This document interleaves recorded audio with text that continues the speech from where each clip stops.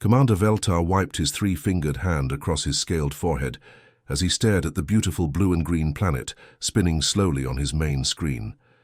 This was supposed to be easy work, just another primitive world to catalogue and file away in their massive database. Earth, or as his official reports called it, Primitive World 7429, looked exactly like the thousands of other backwater planets he had surveyed over his long career. The thick First Contact manual sat open on his command desk, its pages worn from centuries of use. This book had never failed him.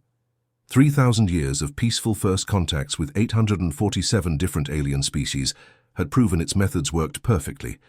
Every possible scenario was covered in detail, from dealing with Stone Age civilizations to early spacefaring cultures. His communications officer, a young Zephyrian named Kilrath, turned toward him with professional efficiency. "Commander, all systems are ready. Should I begin the standard first contact protocol?" Veltar nodded and settled back in his chair. He had done this dance hundreds of times before. The process was always the same and predictably boring. His ship would broadcast a carefully crafted greeting in 23 universal languages, designed to be non-threatening and easily understood by any species that had developed basic communication skills. "Broadcasting now, sir," Kilrath announced, his fingers dancing across the control panel. The message went out across multiple frequencies, a gentle introduction that had been refined over millennia. It identified them as peaceful explorers, offered friendship and requested permission to make contact. The translation computers automatically converted the message into mathematical concepts, basic pictographs, and simple audio patterns that any intelligent species could eventually decode. Now came the waiting period. Veltar opened his manual to Chapter 47, the section he knew by heart. The responses were always predictable. Primitive species fell into three main categories when they first encountered advanced alien technology. First, there were the fear-based reactions. These civilizations would either go completely silent, hiding from what they perceived as a threat, or they would respond with aggressive posturing and demands that the aliens leave immediately. Sometimes they would even attack, though their primitive weapons could barely scratch the paint on a Zephyrian survey ship. Second, many species would respond with religious worship. They would hail the aliens as gods descending from the heavens, begging for divine guidance or offering sacrifices. These encounters required delicate handling to avoid disrupting the species' natural development. Third, the more advanced primitive civilizations would show technological curiosity. They would ask careful questions about the aliens' technology, request proof of their claims, or attempt to negotiate for advanced knowledge. These were usually the most promising species for eventual integration into the galactic community. Veltar expected one of these three responses. His manual had subsections for each scenario, complete with approved dialogue scripts and step-by-step procedures. He had memorized them all. What he did not expect was his communication console lighting up like a festival display within 30 seconds of sending the message. The response came through crystal clear, in perfectly understandable galactic standard language, spoken with a casual tone that suggested the speaker was chatting with an old friend rather than making first contact with an alien civilization. "Hey there. This is Captain Jimin Park of the Earth Defense Force. We've been tracking your approach for 3 days now. Pretty impressive ship you've got there. Want to grab some coffee and discuss trade agreements? We've got some great ideas." "That might interest you." The bridge fell completely silent. Veltar stared at his communication panel as if it had suddenly grown wings and started singing opera.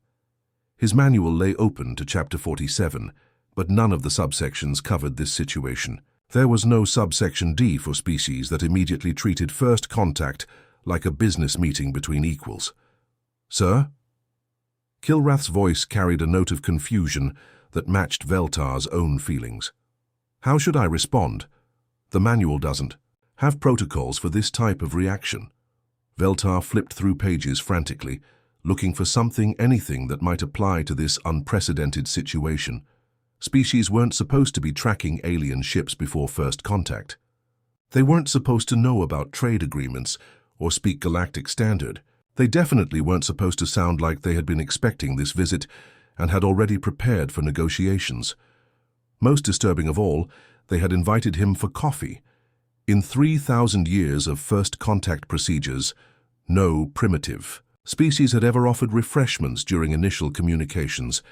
The manual had entire chapters on gift-giving protocols and cultural exchange ceremonies, but nothing about casual beverage invitations from species that should barely understand. The concept of interstellar travel. The human voice came through the speakers again, patient but friendly. "Hello? Are you still there? I know first contact can be a bit overwhelming. Take your time, we're not going anywhere." Veltar realized that everyone on his bridge was staring at him, waiting for orders that he had no idea how to give. The most comprehensive manual in the galaxy had just become completely useless, and he was facing a situation that no Zephyrian commander had ever encountered before.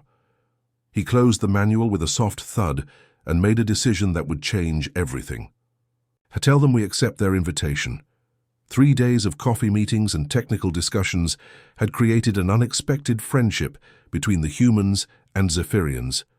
Commander Veltar had learned more about Earth's capabilities in those 3 days than his senses had revealed in weeks of observation. The humans possessed technology that shouldn't exist for a species at their development level, and they had a disturbing habit of treating every problem as if it were just another puzzle to solve. Everything changed when the long-range sensors detected the incoming fleet. The HFY War fleet materialized out of hyperspace like death itself, their massive ships blotting out the stars as they arranged themselves in perfect attack formation. Veltar had seen hegemony fleets before, but never this close to a world he had grown to care about. 200 warships, each one larger than his entire survey fleet, hung in space like metallic vultures waiting to feast. Admiral Hyun-Sik Kim stood calmly on the bridge of the human vessel Indomitable, his hands clasped behind his back as he studied the enemy formation through the massive viewports. Veltar stood beside him, his scaled skin pale with fear as he counted the impossible odds facing them. "Commander," Hyun-Sik said, without taking his eyes off the hegemony fleet, "you mentioned evacuation protocols. How many of our people can your ships carry?" Veltar's voice shook as he consulted his emergency procedures manual. "With maximum overloading of our transport capacity, we could evacuate perhaps 10% of your population before the hegemony begins their bombardment." "I'm sorry, Admiral, but that's the absolute maximum our ships can handle." He expected the human leader to break down, to rage against the impossible situation, or at least to begin the desperate process of choosing which humans would live and which would die. Instead, Hyun-Sik waved his hand dismissively, as if Veltar had just suggested they take a coffee break. "Nah, we're not evacuating anybody," the Admiral said, still studying the enemy formation with the intense focus of a chess master examining his opponent's opening move. "Soo-Jin Lee, you've been studying those ship designs we got from Commander Veltar's database. What kind of structural weaknesses are we looking at on those big dreadnoughts?" The young human engineer looked up from her workstation, where she had been frantically analyzing alien technology for the past 72 hours straight. Her desk was covered with holographic displays showing detailed breakdowns of hegemony ship designs, power systems, and weapon configurations. Soo-Jin had somehow managed to learn more about advanced alien engineering in 3 days than most species learned in decades. "The power conduits are completely exposed along the outer hull, sir," she reported, with the confidence of someone who had been studying these ships her entire life instead of just 3 days. "It's actually a pretty serious design flaw. They prioritized armor thickness over system protection, which makes sense for their usual tactics of overwhelming firepower, but it leaves them vulnerable to precision strikes." Hyun-Sik's face broke into a grin that made Veltar's blood run cold. He had seen that expression before, during their technical discussions, and it always preceded humans doing something that violated every principle of common sense. "Brilliant. Design flaw," the Admiral said, rubbing his hands together like a child who had just discovered a new game. "Commander Veltar, can your ships target those power conduits with surgical precision while we create a distraction that'll keep their attention focused elsewhere?" Veltar stared at the human Admiral, as if he had just suggested they attack the hegemony fleet with slingshots and harsh language. His training manuals contained over 4,000 pages dedicated to retreat strategies, evacuation procedures, and damage control protocols. There were detailed sections on fighting delaying actions to buy time for civilian evacuation, conducting strategic withdrawals to preserve military assets, and negotiating surrender terms to minimize casualties. What his manuals did not contain was a single page about species that looked at a 200-to-1 disadvantage and immediately started planning offensive operations. There were no protocols for allies who treated impossible odds as if they were merely interesting tactical challenges that required creative solutions. "Admiral," Veltar said carefully, "you're suggesting we attack a hegemony war fleet that outnumbers us by more than 50-to-1. This is completely outside any tactical manual ever written. The logical response is immediate retreat or surrender negotiations." "Logic is overrated," called out Tae-Hyung Choi from the weapons console, where he was already running targeting calculations on the hegemony power conduits. "Besides, running away is boring, and surrender negotiations sound like paperwork." "I hate paperwork." Veltar turned to look around the human bridge, expecting to see fear, desperation, or at least some acknowledgement of their hopeless situation. Instead, he saw human crew members calmly preparing for battle with the same matter-of-fact efficiency they had shown while discussing trade agreements over coffee. Some of them were actually smiling. "This is not in any manual," Veltar muttered, closing his tactical procedures guide and accepting that everything he had learned about warfare was about to become completely useless. "Then we'll write a new one," Tae-Hyung replied cheerfully, his fingers dancing across the weapons control interface. "After we win this thing." The hegemony fleet began moving toward Earth, confident in their overwhelming superiority. They had no idea they were about to encounter something far more dangerous than superior numbers or advanced technology. They were about to face human creativity, and the universe was about to learn that sometimes the most dangerous thing you can do is give humans a problem they've never seen before. The first shots of the battle were fired by a converted pizza delivery. Drone Min Ho-jung had been delivering food across Seoul just 4 days earlier. Now he was piloting his hastily modified delivery vehicle through the middle of the largest space battle in human history, weaving between plasma cannon blasts that could vaporize a city block. His little drone, originally designed to carry hot noodles to apartment buildings, now carried electromagnetic pulse mines that could disable a warship. "This is insane," he muttered into his headset, pulling his drone into a spiraling dive that took him directly through the firing line of 3 hegemony destroyers. "I'm supposed to be delivering chicken to hungry college students, not dodging alien death rays." The battle had begun exactly as no military academy in the galaxy had ever imagined. Instead of the orderly formations and textbook maneuvers that filled every strategic manual, the space around Earth had erupted into controlled chaos. Human cargo haulers, their hulls still painted with shipping company logos, swarmed around the massive hegemony dreadnoughts like angry bees attacking a bear. These weren't military vessels. They were mining ships fitted with industrial cutting, lasers, passenger transports loaded with makeshift missile launchers, and freight haulers that had been converted into mobile repair platforms. The humans had taken everything that could fly and turned it into a weapon of war in less than 72 hours. Captain Da-eun Kang watched the impossible battle unfold from the bridge of the Indomitable, coordinating the chaotic dance of improvised warfare with the calm efficiency of an orchestra conductor. Her tactical display showed dozens of converted civilian ships darting between the enemy formations, striking at vulnerable points and disappearing before the hegemony gunners could target them effectively. "Cargo ship Prosperity reports successful. Strike on enemy cruiser 7, reported her communications officer. They used their cargo crane to physically tear off the ship's main sensor array. "Beautiful," Da-eun grinned. "Tell them to keep up the good work." Commander Veltar stood beside her, watching the battle with the stunned expression of someone whose entire understanding of reality had just been turned upside down. His species had been fighting wars for thousands of years, using proven tactics, established formations, and predictable strategies. What he was witnessing violated every principle of military science.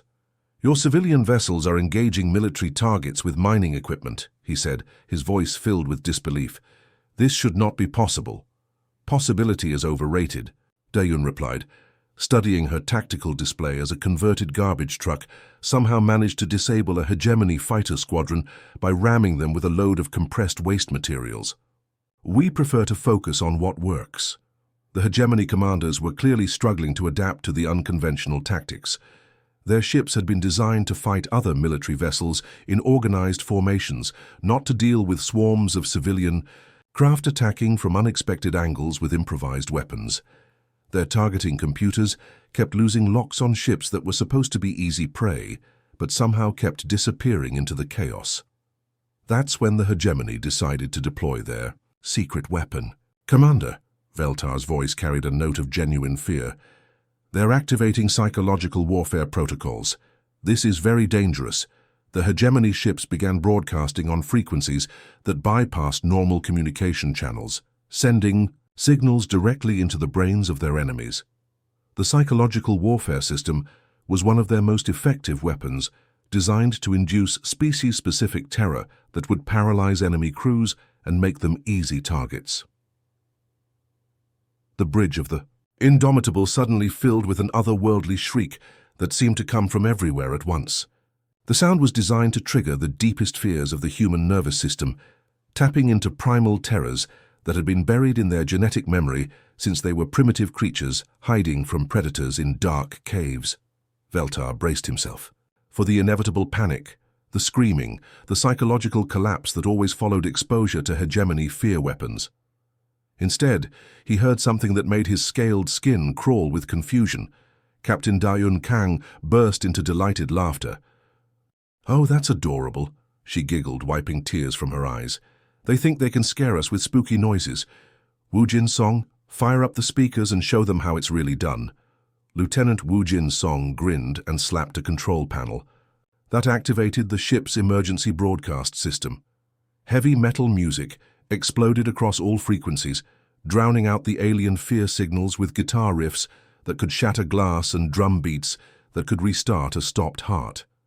The effect on the human crew was immediate and completely opposite to what the hegemony had intended. Instead of cowering in terror, the humans began headbanging to the music while continuing to return fire with even greater enthusiasm. Some of them were actually laughing as they operated their weapons, treating the deadly space battle like an exciting video game. "Target acquired," called out Young Ho Lim from the navigation station, executing a barrel roll that took their ship through a barrage of missiles while the heavy metal music thundered around them. "This beat is perfect for combat maneuvering." Veltar stared at the humans in complete amazement. His species' military manuals contained detailed sections on psychological warfare, fear responses, and the expected breakdown of enemy morale under extreme stress. Nowhere in those manuals was there any mention of species that treated mortal terror as background entertainment for their battles. "Your species," he said slowly, struggling to process what he was witnessing, "actually treats mortal terror as a form of entertainment. I should see our horror movies." Young Ho laughed, spinning their ship through another impossible maneuver that brought them within striking distance of a hegemony command vessel. "We pay money to be scared. It's fun." The hegemony psychological warfare system, which had broken the will of countless alien species, had just been defeated by human beings who considered fear to be recreational activity. Their most sophisticated weapon had been neutralized by a species that watched scary movies for fun and listened to aggressive music while fighting for their lives. The tide of battle was beginning to turn, and the universe was learning a valuable lesson about the dangers of underestimating a species that treated impossible situations as interesting challenges. 2 weeks after the first impossible battle, the war had transformed into something that no military strategist in galactic history could have predicted. What had started as a simple planetary invasion had become a conflict that stretched across 3 entire star systems, and every single rule of warfare had been not just broken, but completely rewritten by humans who seemed to treat war like a combination of extreme sports and social networking.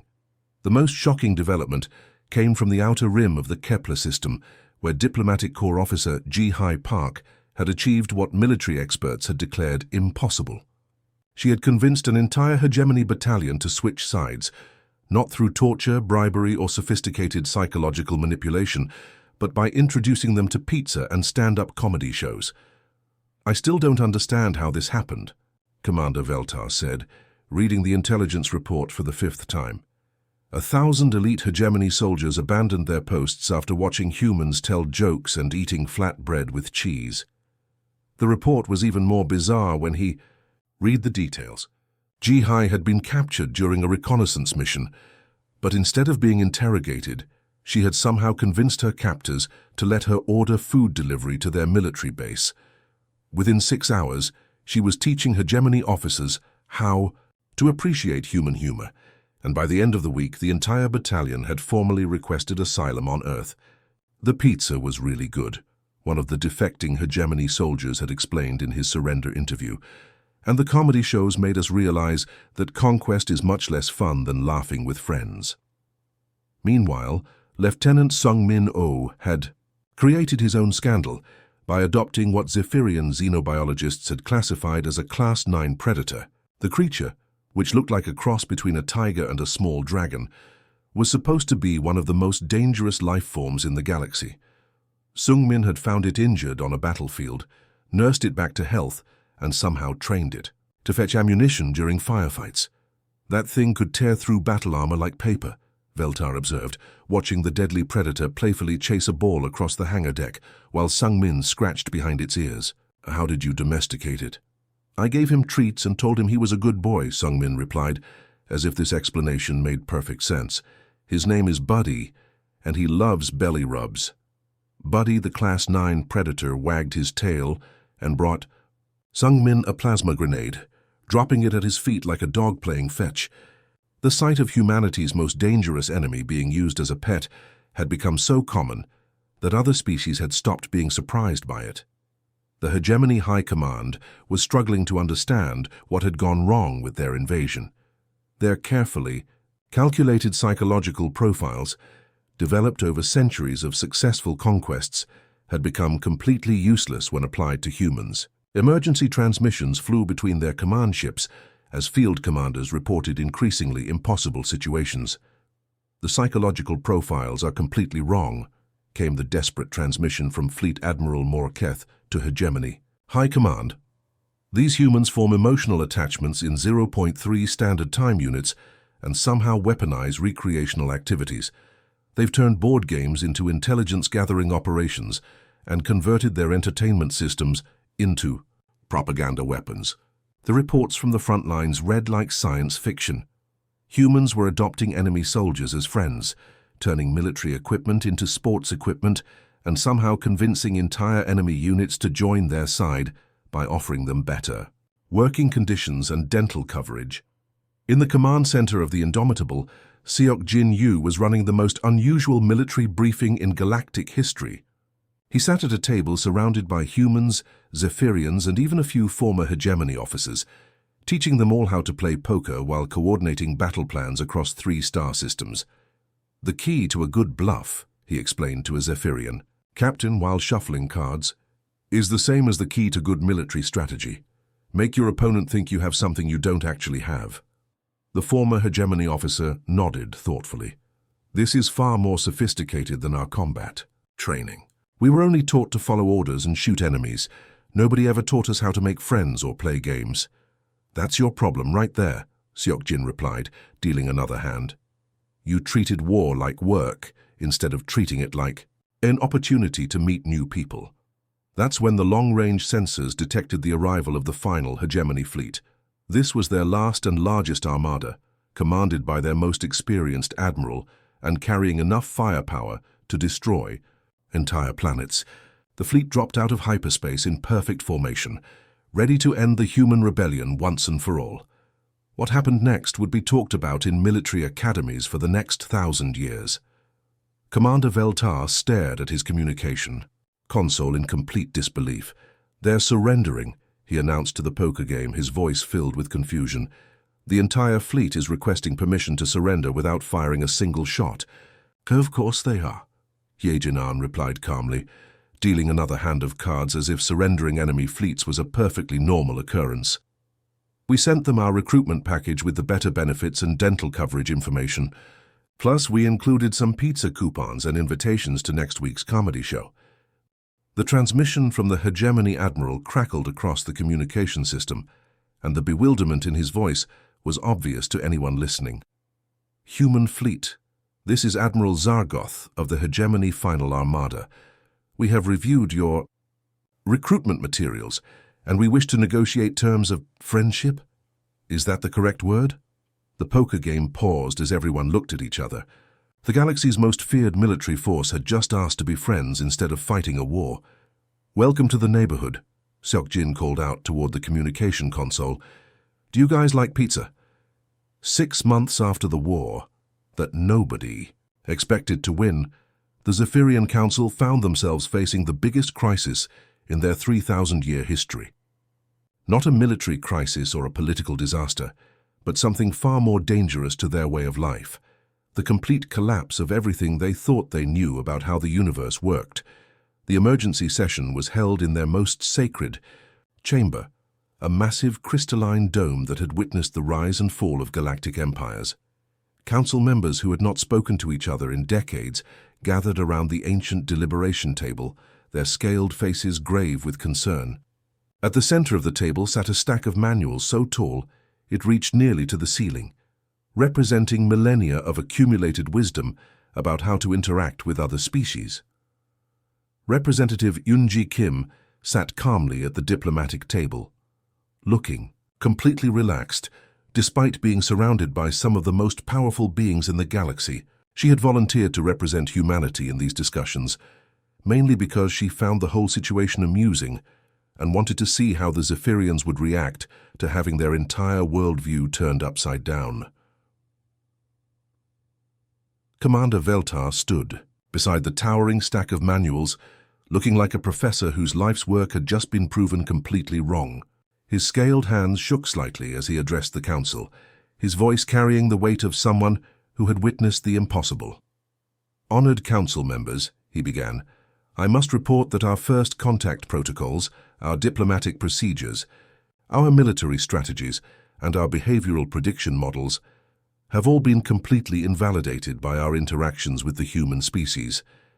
These beings do not follow any recognizable patterns of behavior. Instead of conforming to established psychological profiles, they create entirely new patterns of behavior on an hourly basis." The council chamber fell silent as the implications of his words sank in.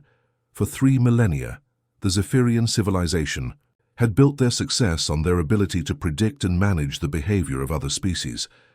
Their manuals contained detailed protocols for every conceivable situation, backed by centuries of careful observation and scientific analysis. Council. Leader Tharvan, an ancient Zephyrian whose scales had turned silver with age, lifted the sacred First Contact Manual with both hands. The massive tome contained 50,000 pages of procedures, protocols, and carefully documented case studies from 847 successful First Contact scenarios. "This document," he said solemnly, "has guided our people through peaceful integration with every species we have encountered for over 3,000 years. It represents the accumulated wisdom of our greatest minds and the experiences of countless diplomatic missions. How can one primitive species invalidate millennia of proven success?" Boram Choi, who had been quietly listening to the proceedings, leaned forward with a gentle smile. Her presence at the table represented the new reality that the Zephyrians were struggling to accept. Humans were no longer a primitive species to be managed, but equal partners in a galactic alliance that operated by completely different rules. "With all due respect, Council Leader," she said politely, "your manual was designed for logical species that follow predictable behavioral patterns. We humans prefer what you might call creative chaos. We don't really like following rules that other people made up, especially when we can make up better rules ourselves." Taehyun Kwon, who had been serving as the human liaison for interspecies relations, raised his hand with the enthusiasm of a student who had just solved a difficult math problem. "Actually, we've prepared a new manual for you that should work much better with human psychology." The council members leaned forward expectantly, imagining a document that might rival their own sacred texts in complexity and detail. Perhaps the humans had developed an even more sophisticated system for managing interspecies relations. Maybe their manual would contain revolutionary new insights into diplomatic theory and behavioral psychology. Instead, Dae-Hyun handed over a single sheet of paper. The entire council stared at the document in stunned silence. After 50,000 pages of detailed protocols, the human manual for interspecies relations contained exactly 43 words. Figure it out as you go, make friends, share snacks, try not to explode anything important, be nice to people, ask if they want to see something cool, everything else is optional. Council Leader Tharvan read the paper 3 times, as if additional readings might reveal hidden depths of wisdom that he had missed. This is your entire diplomatic manual? Pretty much, Dae-Hyun replied cheerfully. We tried to make it longer, but most of the extra stuff just seemed like unnecessary complications. The basic idea is to treat everyone like potential friends, instead of potential problems. Commander Veltar looked around at his fellow Zephyrians, seeing his own confusion reflected in their expressions. This approach is completely against our nature.